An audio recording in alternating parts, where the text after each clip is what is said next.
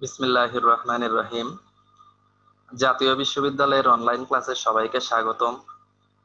করোনাকালীন শিক্ষা কার্যক্রম চলমান রাখার স্বার্থে জাতীয় বিশ্ববিদ্যালয়ের উদ্যোগে অনলাইন ক্লাসে সংযুক্ত হতে পেরে আমি আনন্দিত।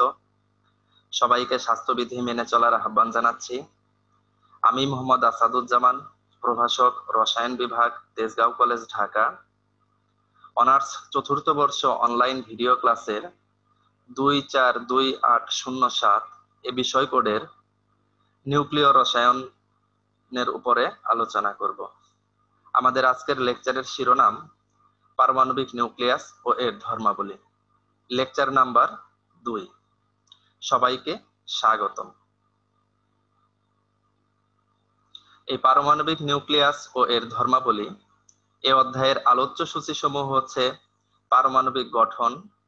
পারমাণবিক গঠনের মধ্যে আছে বিভিন্ন পারমাণবিক মডেল, এই মডেল সমূহের সীমাবদ্ধতা বা ত্রুটি সমূহ, পরমাণুর মৌলিক কণিকা সমূহ, পারমাণবিক ভর একক, রাদারফোর্ডের আলফা কণা পরীক্ষা, ইলেকট্রন তত্ত্ব, প্রোটন নিউট্রন তত্ত্ব, আইসোটোপ, আইসোবার, আইসোটোন, আইসোমার, নিউক্লিয় ব্যাসার্ধ, নিউক্লিয় বল, নিউক্লিয়াসের সুস্থিতি, নিউট্রন প্রোটন অনুপাত, নিউক্লিয়ন পৃথকীকরণ শক্তি, নিউক্লিয় বিভব বাধা, নিউক্লিয় মডেল। নিউক্লিয় মডেলের মধ্যে রয়েছে নিউক্লিয়ার তরল ফোটা মডেল, নিউক্লিয়াসে নিউক্লিয়ন মডেল। এ বিষয়সমূহই পারমাণবিক নিউক্লিয়াস ও এর ধর্মাবলী এ অধ্যায়ের আলোচ্য বিষয়। শুরুতেই চলে আসি ভূমিকা। পদার্থের ক্ষুদ্রতম একক অণু, যার স্বাধীন অস্তিত্ব আছে, আর অণুর ক্ষুদ্রতম কণা পরমাণু, যার স্বাধীন অস্তিত্ব নেই কিন্তু রাসায়নিক বিক্রিয়ায় অংশগ্রহণ করে। এই পরমাণুর যে ধারণা, এই ধারণাটি সর্বপ্রথম দিয়েছিলেন গ্রিক দার্শনিক লুসিপাস এবং তার ছাত্র ডেমোক্রিটাস। লুসিপাস এবং তার ছাত্র ডেমোক্রিটাস সর্বপ্রথম অবিভাজ্য একরকম কণা, যেটিকে আমরা পরমাণু বলছি, এই ধারণাটি সর্বপ্রথম দিয়েছিলেন। ডেমোক্রিটাসের জন্মের 500 বছর পরে গ্রিক দার্শনিক অ্যারিস্টটল জন্মগ্রহণ করেন। অ্যারিস্টটল এসে ডেমোক্রিটাসের যে মতবাদ রয়েছে, এই মতবাদের সাথে দ্বিমত পোষণ করেন এবং পরবর্তীতে দেখা গেল তৎকালীন সময়ের যারা বিজ্ঞানী ছিল তারা সবাই অ্যারিস্টটলের মতবাদটাকেই গ্রহণ করলো এবং ডেমোক্রিটাসের মতবাদটি চাপা পড়ে যায়। এরপরে 1803 সালে একজন ব্রিটিশ স্কুল শিক্ষক জন ডাল্টন এসে এই ডেমোক্রিটাসের যে মতবাদ, এটিকে আবার পুনরুজ্জীবিত করেন এবং ডাল্টন পরমাণুর গঠন সম্পর্কে একটি গ্রহণযোগ্য বৈজ্ঞানিক মতবাদ উপস্থাপন করেন। তার মতবাদ অনুসারে পদার্থের ক্ষুদ্রাতি ক্ষুদ্র কণিকাগুলো সম্পর্কে কিছু বিষয়কে মেনে নেওয়া হয়েছে, যাকে স্বীকার্য বলে। এ মতবাদ অনুসারে দুই ধরনের পরমাণুর ধারণা দেয়া হয়। মৌলিক পদার্থের অবিভাজ্য ক্ষুদ্রতম কণাকে সরল পরমাণু, আর যৌগিক পদার্থের ক্ষুদ্রতম কণাকে যৌগিক পরমাণু বলা হয়। বর্তমানে যৌগিক পরমাণুকে অণু বলা হয়। তো এই মতবাদের প্রধান স্বীকার্য সমূহ ছিল যে প্রত্যেক পদার্থই অসংখ্য ক্ষুদ্র ক্ষুদ্র পরমাণু দ্বারা বা অ্যাটম দ্বারা গঠিত। পরমাণু সমূহ অবিভাজ্য এবং অবিনাশী। শুধু পরমাণু সমূহই রাসায়নিক বিক্রিয়ায় অংশগ্রহণ করতে পারে। রাসায়নিক বিক্রিয়ায় পরমাণু সমূহ পুনর্বিন্যস্ত হয়ে উৎপাদ সৃষ্টি করে এবং নতুন কোনো পরমাণু সৃষ্টি বা ধ্বংস হয় না। একই পদার্থের সবগুলো পরমাণুর ভর সমান এবং ধর্ম একই, কিন্তু ভিন্ন ভিন্ন পদার্থের পরমাণুর ভর ও ধর্ম আলাদা। যৌগে পরমাণু সমূহ নির্দিষ্ট পূর্ণ সংখ্যার সরল অনুপাতে যুক্ত হয়। ডাল্টনের পরমাণুবাদ রসায়নের বৈজ্ঞানিক ভিত্তি তৈরি করেছে, এজন্য জন ডাল্টনকে আধুনিক রসায়নের জনক বলা হয়। পদার্থের গঠন এবং কয়েকটি মৌলিক ধর্ম ব্যাখ্যায় কিছু সাফল্য থাকলেও এ তত্ত্বে অনেক সীমাবদ্ধতা রয়েছে।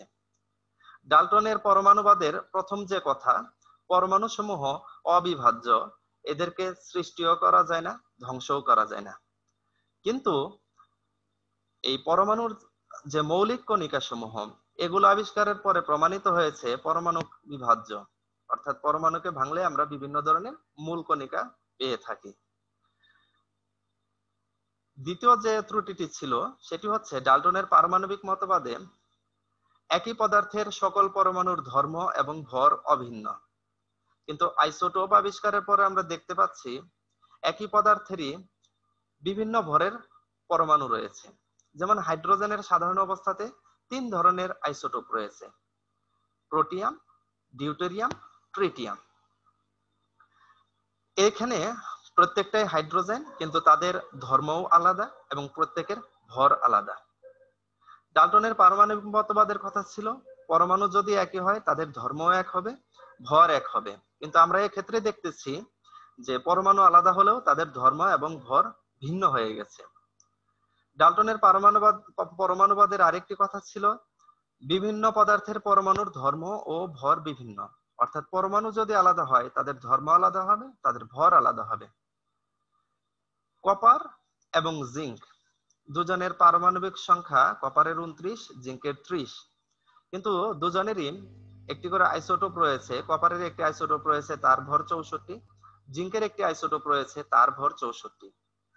ডাল্টনের পরমাণুবাদে যদি দেখা যায় মৌল ভিন্ন হয় তাদের ভর ভিন্ন হবার কথা, কিন্তু আমরা দেখতেছি এখানে কপার এবং জিঙ্ক দুটি আলাদা পরমাণু হলেও তাদের ভর একই, অথচ ডাল্টনের পরমাণুবাদের কথা ছিল যে পরমাণু আলাদা হলে তাদের ধর্ম এবং ভর ভিন্ন হবে।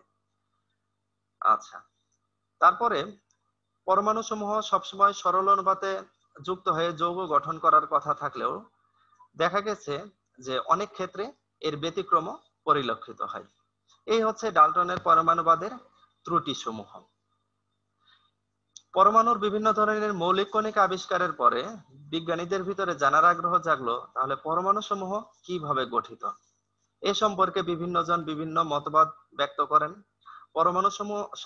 পরমাণু সম্পর্কে সর্বপ্রথম যে মডেলটি দেওয়া হয়েছিল সেটি হচ্ছে থমসনের পারমাণবিক মডেল। এই থমসনের পারমাণবিক মডেলটি আমরা যদি চিত্রে খেয়াল করি তাহলে দেখব যে থমসনের পারমাণবিক মডেলটি ছিল যে সমস্ত পরমাণুকে একটি ধনাত্মক চার্জ বিশিষ্ট গোলক রূপে কল্পনা করা হয়েছে এবং এই ধনাত্মক চার্জযুক্ত গোলকে ঋণাত্মক চার্জযুক্ত ইলেকট্রনগুলো ছড়িয়ে ছিটিয়ে রয়েছে। থমসনের পারমাণবিক মডেলের মূল কথা হচ্ছে যে সমস্ত পরমাণুটা একটি ধনাত্মক চার্জ বিশিষ্ট গোলক, এই ধনাত্মক চার্জ বিশিষ্ট গোলকে ঋণাত্মক চার্জযুক্ত ইলেকট্রনগুলো ছড়িয়ে ছিটিয়ে আছে। অনেকটাই পুডিং এর ভিতরে যেরকম কিসমিস ছড়িয়ে থাকে সেরকম ভাবে এখানে ধনাত্মক চার্জের ভিতরে ঋণাত্মক চার্জগুলো ছড়িয়ে ছিটিয়ে আছে। এই থমসনের যে পারমাণবিক মডেলটি এটি খুব বেশি সমাদৃত হয়নি। থমসনের পারমাণবিক মডেলের পরে একটি বিখ্যাত পারমাণবিক মডেল দেওয়া হয়, সেটি হচ্ছে রাদারফোর্ডের পারমাণবিক মডেল। রাদারফোর্ড তার পারমাণবিক মডেলটি দেবার পূর্বে একটি বিখ্যাত পরীক্ষা চালান যেটিকে বলা হয় রাদারফোর্ডের আলফা কণা বিচ্ছুরণ পরীক্ষা বা রাদারফোর্ডের স্বর্ণপাত পরীক্ষাও বলা হয়। রাদারফোর্ডের স্বর্ণপাত পরীক্ষাটি ছিল এরকম যে রাদারফোর্ড একটি তেজস্ক্রিয় উৎস থেকে নির্গত আলফা রশ্মিকে স্বর্ণের পাতলা পাতের উপরে নিক্ষেপ করেন। স্বর্ণপাতের পেছনে একটি ফ্লুরোসেন্ট স্ক্রিন রাখেন। উনি জিঙ্ক সালফাইডের একটি পর্দা রাখেন। এই জিঙ্ক সালফাইডের পর্দার উপরে আলফা কণা যদি আঘাত করে তাহলে এটি দেখা গেছে ফ্ল্যাশ লাইটের মতো জ্বলে ওঠে। রাদারফোর্ড এই তার স্বর্ণপাত পরীক্ষাতে কিছু পর্যবেক্ষণ দেখলেন। তার পর্যবেক্ষণগুলো ছিল যে উনি দেখলেন অধিকাংশ আলফা কণা সোজাসুজি চলে গেছে, সামান্য কিছু আলফা কণা সামান্য বেঁকে গেলেও প্রতি 20,000 কণিকার ভিতরে একটি কণিকা সম্পূর্ণ বিপরীত দিকে, অর্থাৎ এই 20,000 কণিকার ভিতরে একটি কণিকা বিপরীত দিকে আবার ফেরত গিয়েছে। এই ছিল রাদারফোর্ডের পর্যবেক্ষণ। রাদারফোর্ড তার এই পর্যবেক্ষণের উপর ভিত্তি করে কিছু সিদ্ধান্তে উপনীত হন। রাদারফোর্ডের সিদ্ধান্ত ছিল যেহেতু অধিকাংশ আলফা কণাগুলো সোজাসুজি চলে গেছে তাহলে পরমাণুর অধিকাংশ জায়গাগুলো ফাঁকা, কারণ অধিকাংশ জায়গাগুলো যদি ফাঁকা না হতো তাহলে এখানে আলফা কণা সোজাসুজি ভেদ করে চলে যেতে পারতো না। একটি নিরেট অঞ্চল থাকলে সেই নিরেট অঞ্চলের ভিতর দিয়ে আলফা কণা সোজাসুজি গমন করতে পারতো না, তাহলে পরমাণুর অধিকাংশ জায়গাগুলো অবশ্যই ফাঁকা এবং এই ফাঁকা জায়গা দিয়ে আলফা কণা সোজাসুজি চলে গেছে। দ্বিতীয় যে ওনার সিদ্ধান্ত ছিল সেটি হচ্ছে যে পরমাণুতে একটি ভারী অঞ্চল রয়েছে, এই ভারী জায়গাটাকে উনি নাম দিয়েছেন নিউক্লিয়াস এবং বললেন যে এই নিউক্লিয়াসের আয়তন অত্যন্ত নগণ্য কিন্তু নিউক্লিয়াসটার চার্জ রয়েছে। কারণ উনি পূর্বে থেকে জানতেন আলফা কণা সমূহ ধনাত্মক চার্জযুক্ত। তাহলে ধনাত্মক চার্জযুক্ত যেহেতু কোনো একটা বিকর্ষণের কারণে পেছন দিকে ফেরত এসেছে, তাহলে নিউক্লিয়াসটাও অবশ্যই ধনাত্মক চার্জযুক্ত। এ কারণে আলফা ধনাত্মক চার্জযুক্ত কণিকা ছিল আর নিউক্লিয়াস ধনাত্মক চার্জযুক্ত। এদের বিকর্ষণের কারণে আলফা কণা পেছন দিকে ফেরত গিয়েছে। এই ছিল হচ্ছে রাদারফোর্ডের পর্যবেক্ষণ। রাদারফোর্ড তার এই পর্যবেক্ষণের উপর ভিত্তি করে তার বিখ্যাত পারমাণবিক মডেলটি উপস্থাপন করেন। 1911 সালে প্রদত্ত এই রাদারফোর্ড সাহেবের পারমাণবিক মডেলটির মূল কথা হলো, একটি পরমাণুতে দুইটি অঞ্চল থাকবে, একটি হচ্ছে কেন্দ্র বা নিউক্লিয়াস আর একটি হচ্ছে নিউক্লিয়াস বহির্ভূত অঞ্চল। এই নিউক্লিয়াসকে কেন্দ্র করে ঋণাত্মক চার্জযুক্ত ইলেকট্রন সমূহ আবর্তন করতে থাকবে। অনেকটাই সৌরজগতে সূর্যের চারদিকে গ্রহ সমূহ যেরকম ভাবে আবর্তন করে, তেমনি এই নিউক্লিয়াসকে কেন্দ্র করে ইলেকট্রন সমূহ আবর্তন করবে। দ্বিতীয় কথা হলো যে সমস্ত পরমাণুর তুলনায় এই নিউক্লিয়াসটার আয়তন অত্যন্ত নগণ্য, কিন্তু পরমাণুর অধিকাংশ ভর এর নিউক্লিয়াসে কেন্দ্রীভূত থাকবে। রাদারফোর্ডের আরেকটি স্বীকার্য হচ্ছে যে সামগ্রিকভাবে একটি পরমাণু চার্জ নিরপেক্ষ, কারণ কেন্দ্রে যতগুলা ধনাত্মক চার্জ থাকবে বাহিরে ততগুলাই ঋণাত্মক চার্জ থাকবে, এবং এই ধনাত্মক এবং ঋণাত্মক চার্জ পরস্পরকে প্রশমিত করে দেওয়ার কারণে সামগ্রিকভাবে একটি পরমাণু হয়ে যায় চার্জ নিরপেক্ষ। রাদারফোর্ড তার এই পারমাণবিক মডেলটি দেবার পরে অনেকগুলো দেখা গেল ত্রুটি বিচ্যুতি ধরা পড়লো। একটি হচ্ছে সৌরজগতে সূর্যের গ্রহসমূহ চার্জ নিরপেক্ষ, অন্যদিকে এই পরমাণুতে যে কণিকাগুলো আছে এরা হচ্ছে চার্জযুক্ত। তাহলে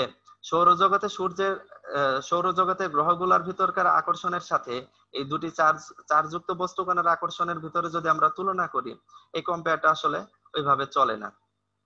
দ্বিতীয়ত যে ত্রুটি হচ্ছে সেটি হচ্ছে বিজ্ঞানী জেমস ক্লার্ক ম্যাক্সওয়েলের একটি বিখ্যাত তত্ত্ব আছে, এটিকে বলা হয় তাড়িৎ চৌম্বকীয় তত্ত্ব। এই তাড়িৎ চৌম্বকীয় তত্ত্বের কথা হচ্ছে, কোন একটা চার্জযুক্ত বস্তু কণা একটা নির্দিষ্ট বিন্দুকে কেন্দ্র করে যদি ঘুরতে থাকে তাহলে সে এইভাবে অনবরত ঘুরতে পারবে না, সে তার শক্তি ছেড়ে দিয়ে আস্তে আস্তে কেন্দ্র বা নিউক্লিয়াসে পতিত হবে। তাহলে আমরা দেখতেছি ইলেকট্রন চার্জযুক্ত কণিকা, তাহলে সে কিভাবে এই অনবরত নিউক্লিয়াসকে কেন্দ্র করে অনবরত ঘুরতেছে, এই সম্পর্কে কোনো ব্যাখ্যা রাদারফোর্ডের পারমাণবিক মডেলে দেয়া হয়নি। পরমাণুতে কিভাবে বর্ণালী সৃষ্টি হয়, বিকিরণ সৃষ্টি হয়, এই সম্পর্কে কোনো ব্যাখ্যা রাদারফোর্ডের পারমাণবিক মডেলে দেয়া হয়নি। রাদারফোর্ডের পারমাণবিক মডেলে ঘূর্ণনরত ইলেকট্রনের কক্ষপথের আকার আকৃতি সম্পর্কে কোনো ধারণা দেয়া হয়নি। বহু ইলেকট্রন বিশিষ্ট পরমাণুর ইলেকট্রনগুলো নিউক্লিয়াসকে কিভাবে প্রদক্ষিণ করে রাদারফোর্ড পারমাণবিক মডেলে তার কোনো উল্লেখ নেই। এ কারণে রাদারফোর্ডের পারমাণবিক মডেলটি যদিও সর্বপ্রথম একটা স্বীকৃত মডেল ছিল রাদারফোর্ডের পারমাণবিক মডেল, তারপরেও এর কিছু ত্রুটি বিচ্যুতি আছে। রাদারফোর্ডের পারমাণবিক মডেলের যে ত্রুটি বিচ্যুতিগুলো, এগুলো পরবর্তীতে দূর করেন হলো বিজ্ঞানী নিলস বোর। 1913 সালে নিলস বোর তার বিখ্যাত পারমাণবিক মডেলটি উপস্থাপন করেন। নিলস বোরের পারমাণবিক মডেলটি তিনটি স্বীকার্যের উপর প্রতিষ্ঠিত। এই স্বীকার্যগুলো হচ্ছে, একটি হচ্ছে কক্ষপথ বা শক্তি স্তর বিষয়ক স্বীকার্য, 2 নাম্বার হচ্ছে কৌণিক ভরবেগ বিষয়ক স্বীকার্য, আর তৃতীয়ত হচ্ছে শক্তির শোষণ বা বিকিরণ বিষয়ক স্বীকার্য। নিলস বোরের পারমাণবিক মডেলের কথাগুলো যদি আমরা দেখি, প্রথমে ছিল কক্ষপথ বা শক্তি স্তর বিষয়ক স্বীকার্য। এই মডেলে বলা হয়েছে যে একটি পরমাণুতে দুটি অঞ্চল, একটি হচ্ছে কেন্দ্র বা নিউক্লিয়াস আর একটি হচ্ছে নিউক্লিয়াস বহির্ভূত অঞ্চল।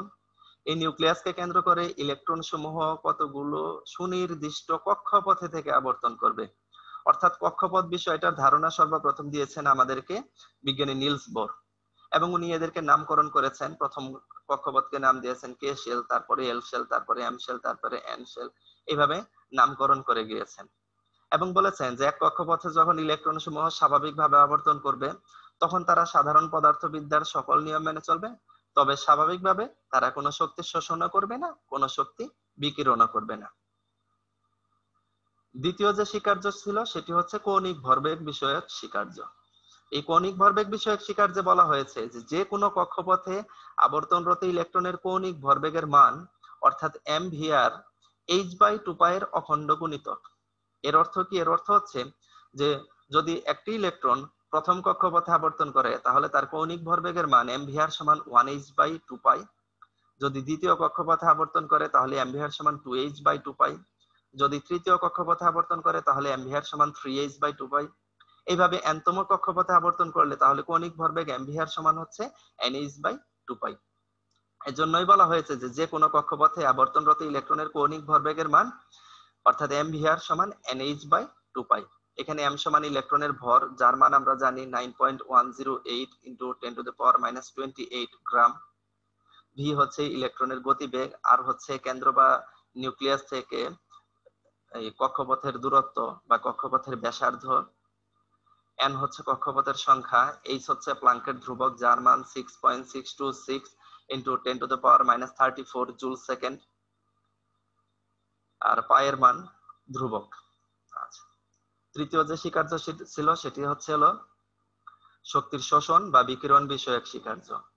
শক্তির শোষণ বা বিকিরণ বিষয়ক স্বীকার্যে ধরা হয়েছিল যে যদি কোনো ইলেকট্রন নিম্নতর শক্তি স্তর থেকে উচ্চতর শক্তি স্তরে যায় তাহলে দুই শক্তি স্তরের মধ্যে যতটুকু পার্থক্য আছে ঠিক সেই পরিমাণ শক্তি তাকে শোষণ করতে হবে।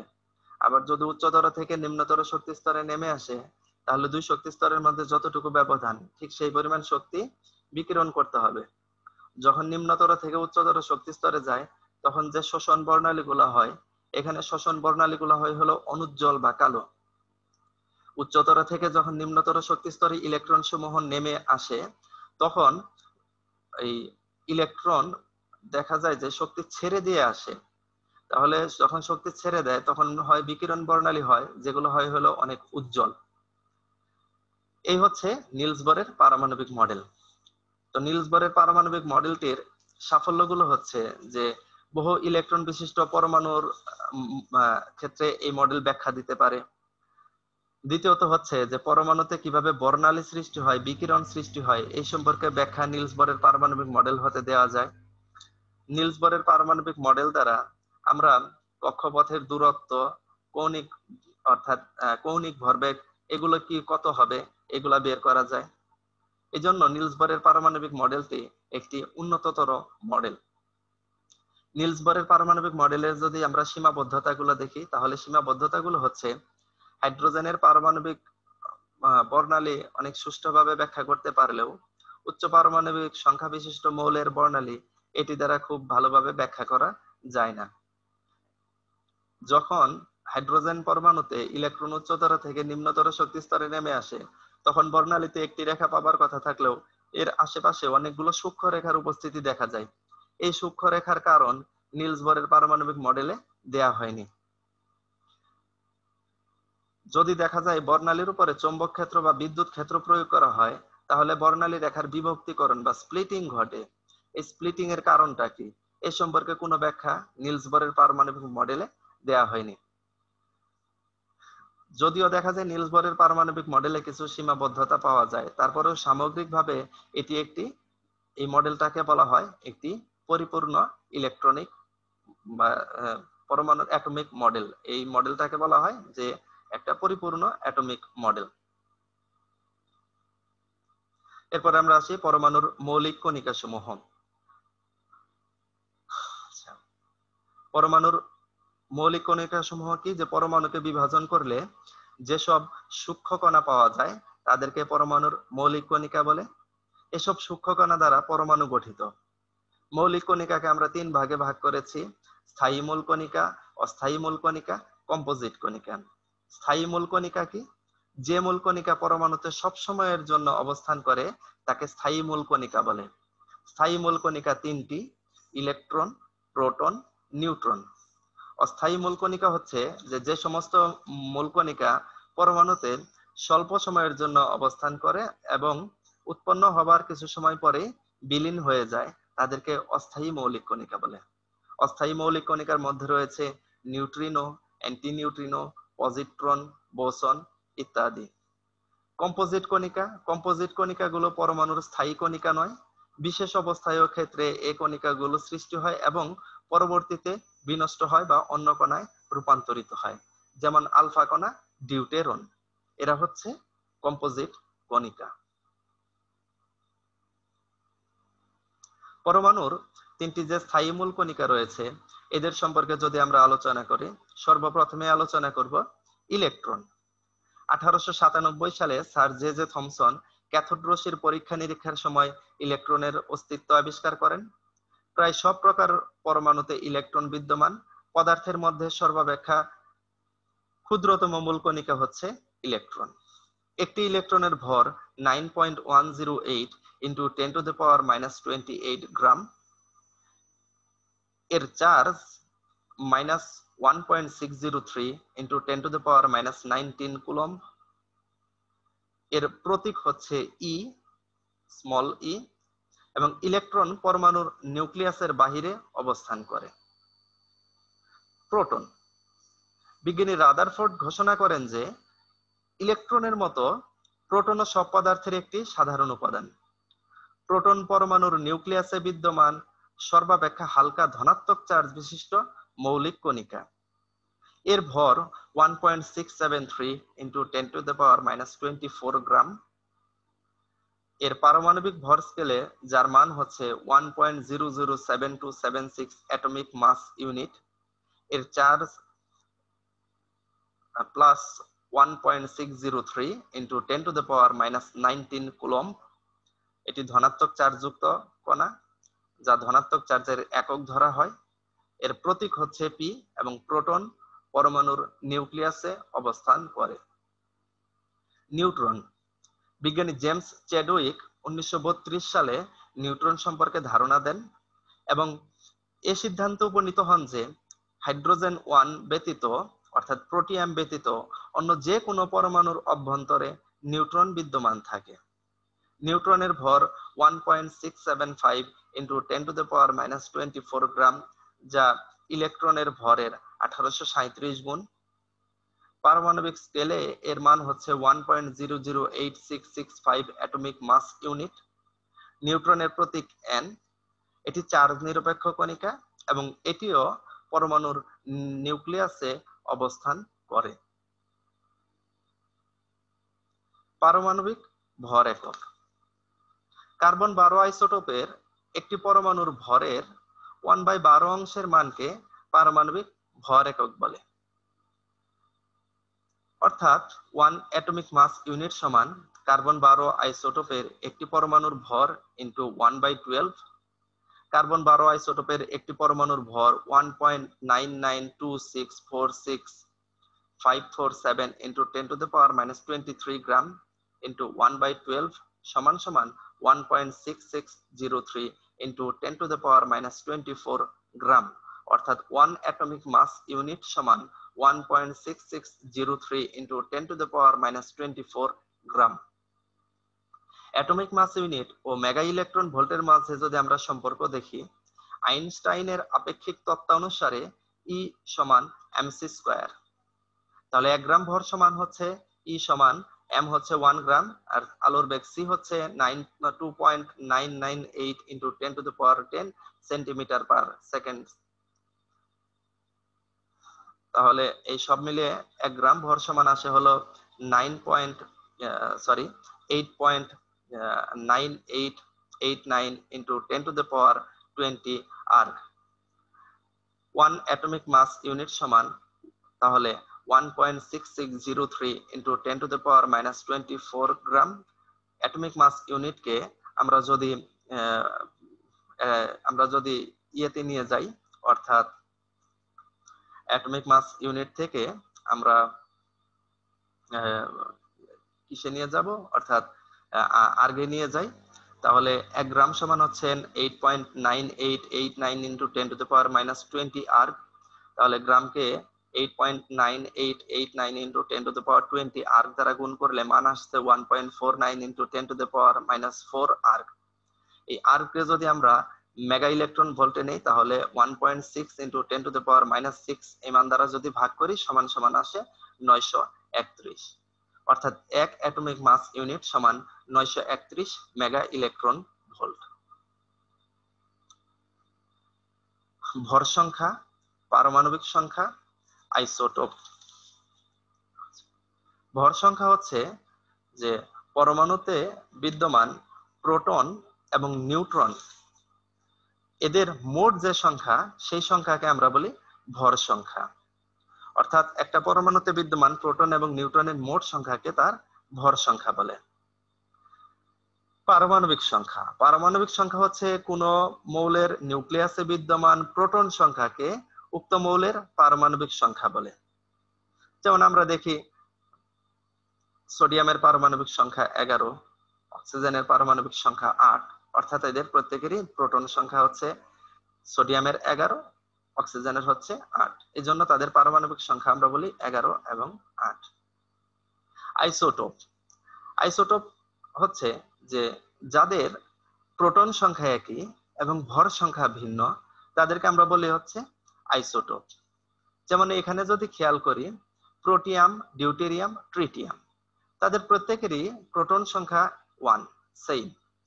বাট তাদের যদি আমরা ভর সংখ্যা দেখি, হাইড্রোজেনের ভর 1, ডিউটেরিয়ামের ভর 2 আর ট্রিটিয়ামের ভর 3, অর্থাৎ তাদের প্রোটন সংখ্যা 1 বাট ভর সংখ্যা ভিন্ন, এজন্য তাদেরকে আমরা বলি পরস্পরের আইসোটোপ।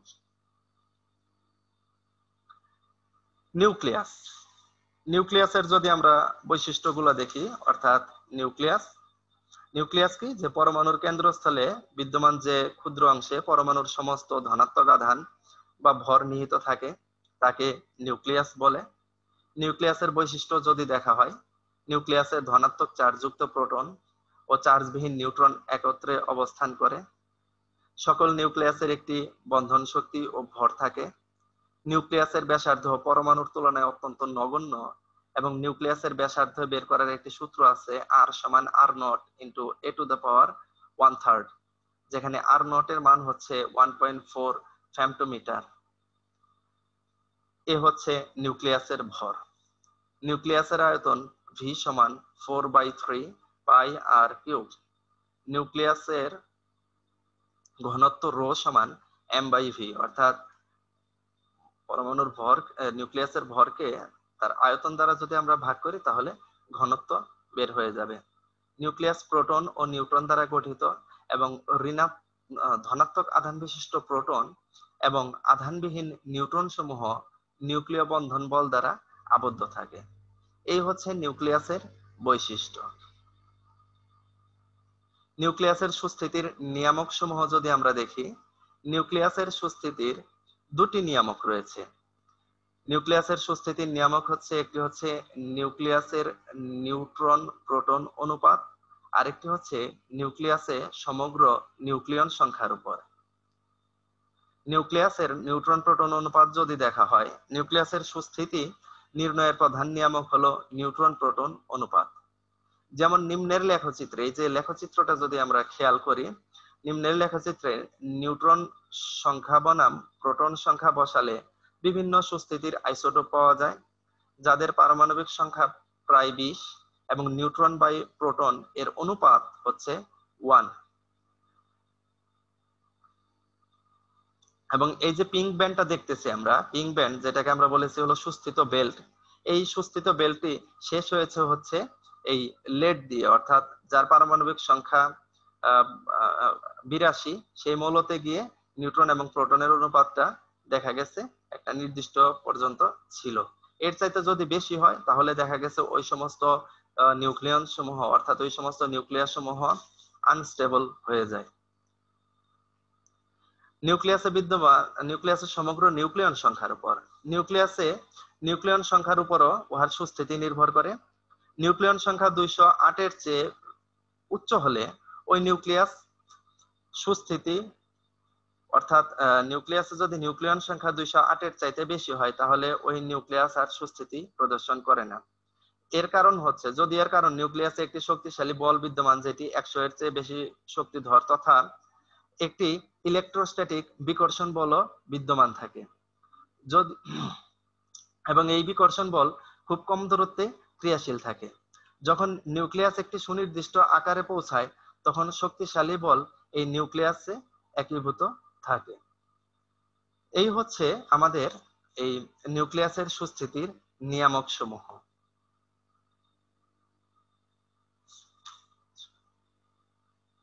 এরপরে আমরা কিছু সাধারণ জিনিস সম্পর্কে জানবো। Isotope, isobar, isotone, nuclear isomer, mirror nucleus, isodiaphere. শুরুতে আমরা আসি আইসোটোপ। আইসোটোপ কাদেরকে বলেছি? আইসোটোপ হচ্ছে যাদের প্রোটন সংখ্যা একই কিন্তু ভর সংখ্যা ভিন্ন, তাদেরকে আমরা বলি পরস্পরের আইসোটোপ। এই আইসোটোপ সমূহের যদি আমরা বৈশিষ্ট্য সমূহ দেখি তাহলে দেখব এরা একই মৌলের পরমাণু, এদের প্রোটন সংখ্যা সমান কিন্তু নিউট্রন সংখ্যা ভিন্ন হওয়ায় এদের ভর সংখ্যা ভিন্ন। এদের রাসায়নিক বৈশিষ্ট্য একই হলেও কিছু ভৌত ধর্মে পার্থক্য দেখা যায়। এদের ইলেকট্রন সংখ্যা তথা ইলেকট্রন বিন্যাস একই হওয়ায় পর্যায় সারণীতে তারা একই জায়গাতে অবস্থান করে। আইসোটোপ সমূহের যদি আমরা ব্যবহার দেখি, অর্থাৎ আইসোটোপ গুলা কোথায় ব্যবহার করা হয়, সেটি হচ্ছে পৃথিবীর বয়স নির্ণয়ে আইসোটোপ ব্যবহৃত হয়, জীবাশ্ম, প্রাচীন গাছ, ঐতিহাসিক বস্তু ইত্যাদির বয়স নির্ণয়ে আইসোটোপ ব্যবহৃত হয়, রাসায়নিক বিক্রিয়ার কৌশল নির্ধারণে আইসোটোপ ব্যবহৃত হয়, ক্যান্সার, টিউমার ইত্যাদি রোগের চিকিৎসায় আইসোটোপ ব্যবহৃত হয়, সরবরাহকৃত পানির পাইপের ফাটলের অবস্থান নির্ণয়ে আইসোটোপ ব্যবহৃত হয়, উদ্ভিদের বৃদ্ধির কৌশল নির্ণয়ে, কীটপতঙ্গ দমনে আইসোটোপ ব্যবহৃত হয়। এরপরে আমরা আসি আইসোবার। আইসোবার শব্দ এসছে সমভর থেকে। আইসো শব্দের অর্থ হচ্ছে ইকুয়াল, আর ব্যারোলস শব্দ থেকে আসছে হলো, ব্যারোলস শব্দের অর্থ হলো ওয়েট, যেখান থেকে আসছে বার শব্দটি, অর্থাৎ আইসোবার শব্দের অর্থ দাঁড়াচ্ছে সমভর। এখানে আমরা দেখি এই যে কপার এবং জিঙ্ক দুজনেরই ভর সমান, অর্থাৎ এজন্য এদেরকে আমরা বলেছি পরস্পরের আইসোবার। এই আইসোবার সমূহের ভর সংখ্যা সমান হলেও এদের প্রোটন সংখ্যা ও নিউট্রন সংখ্যা ভিন্ন। এদের ইলেকট্রন সংখ্যা ও ইলেকট্রন বিন্যাস ভিন্ন। ইলেকট্রন সংখ্যা ও ইলেকট্রন বিন্যাস ভিন্ন হওয়ায় এদের পর্যায় সারণীতে এদের জায়গা ভিন্ন ভিন্ন জায়গাতে। এদের ভৌত এবং রাসায়নিক ধর্ম ভিন্ন এবং তারা ভিন্ন ভিন্ন মৌলের পরমাণু। যেমন এখানে আমরা একটা উদাহরণ দিয়েছি, 29 কপার এবং 30 জিঙ্ক, তাদের উভয়েরই ভর হচ্ছে 64। এরা হচ্ছে পরস্পরের আইসোবার। এরপরে আসি আমরা আইসোটোন।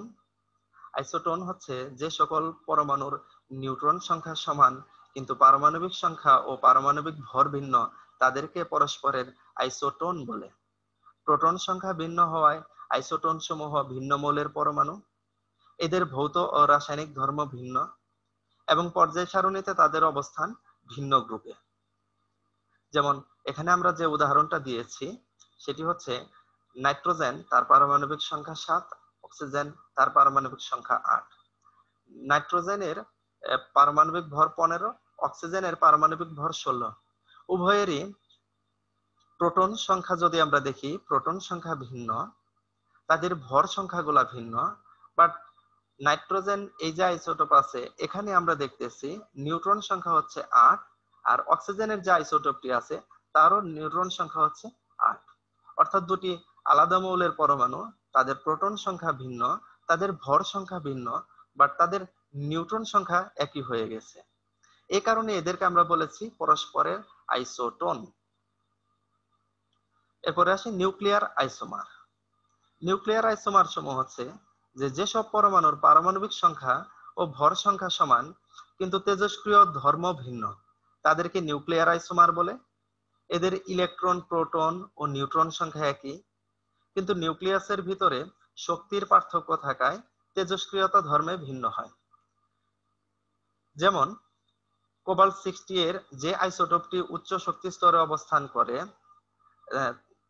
যেটা মেটাস্টেবল আইসোমার থাকে, যাকে আমরা এই কোবাল্ট 60M দ্বারা প্রকাশ করে থাকি, আর যেটি নিম্ন শক্তি স্তরে অবস্থান করে তাকে ভূমি স্তরের আইসোমার বলে থাকে বা গ্রাউন্ড স্টেট আইসোমার বলা হয়ে থাকে। এটিকে আমরা 60G দ্বারা প্রকাশ করে থাকি।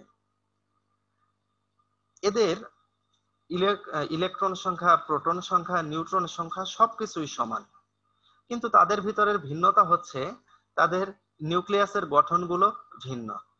এ কারণে এদেরকে আমরা বলেছি নিউক্লিয়ার আইসোমার। এরপরে চলে আসি মিরর নিউক্লিয়াস।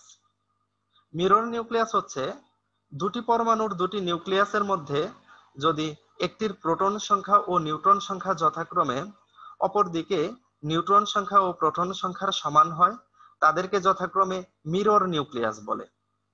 আমি আবার বলছি, অর্থাৎ একজনের প্রোটন সংখ্যা ও নিউট্রন সংখ্যা এবং অপরজনের নিউট্রন সংখ্যা এবং প্রোটন সংখ্যার যদি সমান হয়, তাহলে তাদেরকে আমরা বলবো পরস্পরের মিরর নিউক্লিয়াস।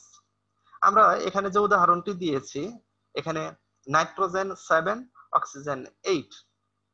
এখানে নাইট্রোজেনের প্রোটন সংখ্যা 7 আর এখানে অক্সিজেনের নিউট্রন সংখ্যা 7। এখানে নাইট্রোজেনের নিউট্রন সংখ্যা 8 আর এখানে অক্সিজেনের প্রোটন সংখ্যা 8। অর্থাৎ নাইট্রোজেনের প্রোটন সংখ্যা অক্সিজেনের নিউট্রন সংখ্যার সমান, আবার নাইট্রোজেনের নিউট্রন সংখ্যা অক্সিজেনের প্রোটন সংখ্যার সমান। এ কারণে এদেরকে আমরা বলি পরস্পরের মিরর নিউক্লিয়াস। সর্বশেষ যে টপিকসটা আমাদের আছে সেটি হচ্ছে আইসোডায়াফার। আইসোডায়াফার কি? আইসোডায়াফার হচ্ছে যেসব পরমাণুর নিউক্লিয়াসের প্রোটন ও নিউট্রন সংখ্যার পার্থক্য সমান, তাদেরকে পরস্পরের আইসোডায়াফার বলে। আমি আবারও বলছি, যেসব পরমাণুর নিউক্লিয়াসের প্রোটন ও নিউট্রন সংখ্যার পার্থক্য সমান থাকবে, তাদেরকে আমরা বলবো পরস্পরের আইসোডায়াফার। পটাশিয়ামের যে আইসোটোপটি আছে, এখানে যদি দেখি, পটাশিয়ামের ক্ষেত্রে তার প্রোটন সংখ্যা হচ্ছে 19, তার নিউট্রন সংখ্যা যদি আমরা দেখি তাহলে 42 থেকে 19 বাদ দিলে নিউট্রন সংখ্যা হবে 23। তাহলে সেক্ষেত্রে তার নিউট্রন সংখ্যা 23, প্রোটন সংখ্যা 19, নিউট্রন এবং প্রোটন সংখ্যার পার্থক্য হচ্ছে 4। ক্যালসিয়ামের ক্ষেত্রে তার প্রোটন সংখ্যা 20, তার নিউট্রন সংখ্যা 24, তাহলে নিউট্রন এবং প্রোটন সংখ্যার পার্থক্য হচ্ছে 4। অর্থাৎ এই যে দুটি নিউক্লিয়াস আমরা দেখতেছি, অর্থাৎ এখানে পটাশিয়ামের আইসোটোপ, এখানে ক্যালসিয়ামের আইসোটোপ, তাদের ক্ষেত্রে আমরা দেখতেছি তাদের প্রোটন সংখ্যাও ভিন্ন, তাদের নিউট্রন সংখ্যাও ভিন্ন, তাদের ভর সংখ্যাও ভিন্ন। শুধু তাদের ভিতরে মিল কোনটুকু রয়েছে? তাদের ভিতরে মিল হচ্ছে তাদের প্রোটন এবং নিউট্রন সংখ্যার যে পার্থক্য, সেটি দেখা যায় মিল আছে। এখানে পটাশিয়ামের ক্ষেত্রে তার প্রোটন সংখ্যা 19, নিউট্রন সংখ্যা 23, প্রোটন এবং নিউট্রন সংখ্যার পার্থক্য 4। ক্যালসিয়ামের ক্ষেত্রে নিউট্রন সংখ্যা 24, প্রোটন সংখ্যা 20, এই নিউট্রন এবং প্রোটন সংখ্যার পার্থক্য 4। অর্থাৎ দুটি নিউক্লিয়াসেরই আমরা দেখতেছি যে সবকিছুই ভিন্ন ভিন্ন ছিল, শুধু নিউট্রন এবং প্রোটন সংখ্যার পার্থক্যটা কি হয়ে গেছে? সমান হয়ে গেছে। এ কারণে এদেরকে আমরা বলি পরস্পরের আইসোডায়াফার। তো প্রিয় শিক্ষার্থীবৃন্দ, আজকে আমরা যে টপিকস গুলো পড়লাম, এই টপিকস গুলো আমাদের এই নিউক্লিয় রসায়নের মধ্যে অত্যন্ত গুরুত্বপূর্ণ। তোমাদের কাছে অনুরোধ থাকবে, তোমরা বাসায় আজকের যে লেকচারটুকু পড়ানো হলো, এই লেকচারগুলো বাসায় প্র্যাকটিস করবে। বাসায় যদি প্র্যাকটিস করো তাহলে দেখা যাবে যে এই জিনিসগুলো আমাদের খুব ভালোভাবে মনে থাকবে। করোনাকালীন এই সময়ে তোমরা যারা এই আমার সাথে এই ক্লাসে অংশগ্রহণ করেছো, তোমাদের সবাইকে আবারও আমি ধন্যবাদ জানাই। সবাইকে আবারও স্বাস্থ্যবিধি মেনে চলার আহ্বান জানাচ্ছি। সবাই স্বাস্থ্যবিধি মেনে, সামাজিক দূরত্ব মেনে সুস্থ থাকো, নিরাপদে থাকো। আজকে এ পর্যন্তই থাকবে। সবাইকে অসংখ্য ধন্যবাদ। আল্লাহ হাফেজ।